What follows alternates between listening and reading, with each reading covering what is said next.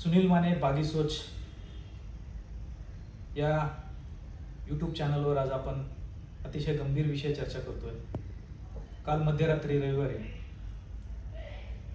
पुण्यात पोलिसांच्या संदर्भात एक हिट अँड रन अपघात झालाय। त्यात एक पोलीस कर्मचाऱ्याचं निधन झालंय, दुसऱ्यावर गंभीर असल्याने उपचार सुरू आहेत। गेल्याच 2-3 दिवसापूर्वी पोलीस कर्मचाऱ्यावर पेट्रोल टाकून त्यांना जाळण्याचा प्रयत्न झाला। पोलिसांच्या संदर्भात अशा अनेक वेगवेगळ्या घटना राज्यात पण झालेल्या आहेत यापूर्वी, आणि आताही त्याचं वेगळं स्वरूप आपल्याला दिसतंय। पुणे शहर गेल्या काही दिवसात कायदा सुव्यवस्था, ड्रग्ज, बार, त्या संदर्भात झालेल्या बेकायदेशीर गोष्टी अशा विविध मुद्द्यांवरून चर्चेत आले। पुणेकरांसाठी, इथल्या प्रशासनासाठी, राजकीय व्यवस्थेसाठी अतिशय गंभीर बाब आहे। या बोपोडी परिसरातच वाहतुकीची व्यवस्था नीट करण्यासाठी मी मेट्रो, पुणे महापालिका, पोलीस यांना खूप वेळा विनंत्या, पत्रव्यवहार केला, पण व्यवस्थेत बदल होत नाही। आपल्याला ते करायला लागतील याची सारखा आग्रह धरलाय आम्ही, पण किती वेळा आग्रह धरायचा हा महत्त्वाचा मुद्दा आहे। स्वतः प्रशासनाने प्रोॲक्टिव्हली या गोष्टी केल्या पाहिजेत। या परिसरातले स्पीड ब्रेकर, वेगाने होणारी वाहतूक, अतिरिक्त वाढलेली वाहतूक, बेदरकारपणे वाहनं चालवण्याचा प्रकार, या सगळ्या गोष्टींवर आम्ही सतत आवाज उठवतोय। पण मुळात पोलीस, महापालिका, मेट्रोसारखी आता नव्याने सुरू झालेली व्यवस्था, जिची कामं चालू आहेत, या सगळ्यांनी एकत्रित बसून काम करायला आवश्यक आहे। पोलिसांचं हिट अँड रन झालं, सामान्य माणसांचं हिट अँड रन झालं। या घटना घडल्यावर आपण या अशा विविध वेगळ्या झालेल्या गोष्टींवर रकाने लिहितो, सतत बोलतो आणि विसरून जातो। आपण सुव्यवस्था तयार करण्यासाठी काही व्यवस्थित भूमिका घेत नाही, हा माझा आक्षेप आहे। पोलिसांचे खूप वाईट पद्धतीचे प्रश्न सुरू झालेत, त्यांच्यावर अतिरिक्त ताण कामाचा यायला लागलाय। सतत मीडियाचं प्रेशर, लोकांचं प्रेशर, वरिष्ठांचं प्रेशर, याच्यामुळं त्यांची आरोग्याची स्थिती वाईट व्हायला लागली आहे, आरोग्य ढासळायला लागलं आहे। कौटुंबिक कारणांमुळे ते त्रस्त व्हायला लागलेत, घरी वेळ देता येत नाही। अनेक माझे पोलीस मित्र आहेत जे IPS पण आहेत, पोलीस इन्स्पेक्टर पण आहेत, हवालदार पण आहेत, त्यांच्याशी बोलताना सतत जाणवतं की त्यांची परिस्थिती काय आहे, ते कुठल्या परिस्थितीतून चाललेत।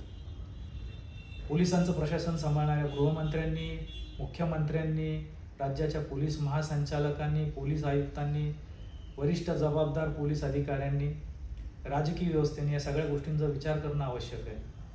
पोलिसांना अतिरिक्त जबाबदाऱ्या देऊ नये याच्यासाठी काहीतरी काम केलं पाहिजे।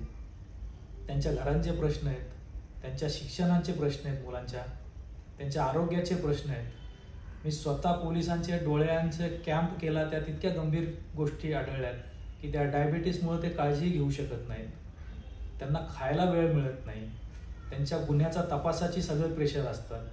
आपण अनावश्यक VIPंची गर्दी पुण्यात होते, त्याचा बंदोबस्ताचा ताण त्यांच्यावर असतो। हे एक ना अनेक प्रश्न पुण्यात आता आवासून उभे आहेत। पुणे महानगराच्या दृष्टीने फक्त लोकसंख्येच्या दृष्टीनेच मोठं होणार आहे की चांगल्या व्यवस्था आपण तयार करून ते मोठं खरंच करणार आहोत, हा खूप मोलाचा प्रश्न आहे। आणि पुण्याच्या नागरिकांपासून, नेत्यांपासून, प्रशासनापासून सगळ्यांनी याची वेळ आता आलेली आहे की याचा विचार करून आपण काहीतरी समस्या सोडवायला पाहिजेत। आपण त्या करत नाही, त्यामुळे अशा स्वरूपाचे सगळे प्रश्न परत येणार आहेत। पोलीस आयुक्तांनी जास्त जबाबदाऱ्या दिल्या, फार ताण दिला म्हणून पोलीस ताणात आहेत, हा एक भाग आता चर्चेला जातोय। पण पोलिसांवर कायमस्वरूपी ताणच राहणार नाही। चांगलं पोलिसिंग कसं होईल, गुन्ह्याचा तपास करण्यासाठी त्यांची शक्ती कशी खर्च करता येईल योग्य दिशेने, हा विषय जास्त महत्त्वाचा आहे। मी महापालिकेच्या आयुक्तांना, विभागीय आयुक्तांना, पोलीस आयुक्तांना, लष्कराचे पुण्यात मध्य दक्षिण कमांडचे प्रमुख असतात, त्यांना VIP मुवमेंटसाठी एअरपोर्टवर बोलवणं, पोलिसांना अतिरिक्त बंदोबस्तात जुंपणं हे बंद करायच्यासाठी पत्र दिलं। उपयोग असा होतो की यातून चर्चा घडावी आणि त्यांचे प्रश्न सुटावे। पण प्रॉब्लेम असा आहे की पत्रांची किंवा मागणीची दखल घ्यायची प्रशासनाकडे आणि राजकीय व्यवस्थेकडे कुठलीही आता सिस्टीम राहिलेली नाही। त्यामुळे या गोष्टींवर काम करावं लागेल।